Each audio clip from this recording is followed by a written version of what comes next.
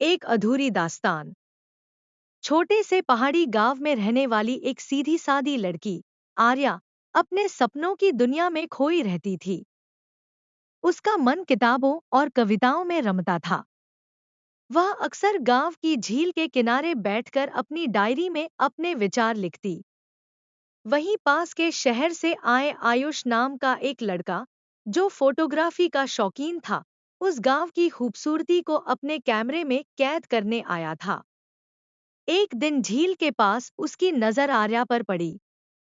उसका चेहरा सूरज की किरणों में चमक रहा था और हाथ में डायरी थी। आयुष ने उसकी तस्वीर खींचने की कोशिश की, लेकिन आर्या ने उसे देख लिया और नाराज होकर बोली, क्या आप बिना पूछे तस्वीरें खींचते हैं? आयुष ने माफी मांगी और कहा, आपको देखकर ऐसा लगा जैसे कोई कविता जीवंत हो गई हो।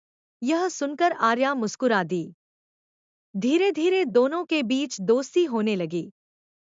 आर्या अपनी कविताएं आयुष को सुनाती और आयुष उसकी तस्वीरें खींचता। उन दोनों को लगा जैसे उनके बीच एक अनकहा रिश्ता बन गया हो।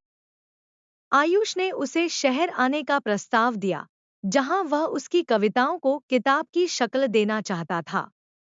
लेकिन आर्या के लिए गांव छोड़ना आसान नहीं था।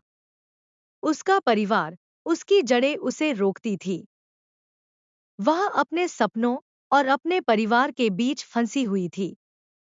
आयुष ने उसे आश्वासन दिया कि वह हमेशा उसका साथ देगा। लेकिन आर्या ने फैसला किया कि वह अपने परिवार के साथ ही रहेगी। वह दिन आया जब आयुष को वापस शहर जाना पड़ा। जाते वक्त उसने आर्या को एक डायरी दी और कहा, जब भी तुम्हें मेरी याद आए, इसमें लिख देना। यह डायरी हमें हमेशा जोड़े रखेगी। आयुष चला गया और आर्या ने अपने दिल को उसकी यादों में बसा लिया। हर दिन वह उस डायरी में लिखती। कुछ महीनों बाद आर्या को एक पैकेज मिला। उसमें उसकी कविताओं की एक किताब थी, जिसका नाम था आर्या की दुनिया। साथ ही एक चिट्ठी थी, जिसमें लिखा था, तुम्हारे शब्द मेरी दुनिया को रोशन करते हैं। हमेशा लिखती रहना, तुम्हारा आयुष। आर्या जान गई कि उनका रिश्ता अधूरा होते हुए भी कितना पूरा था।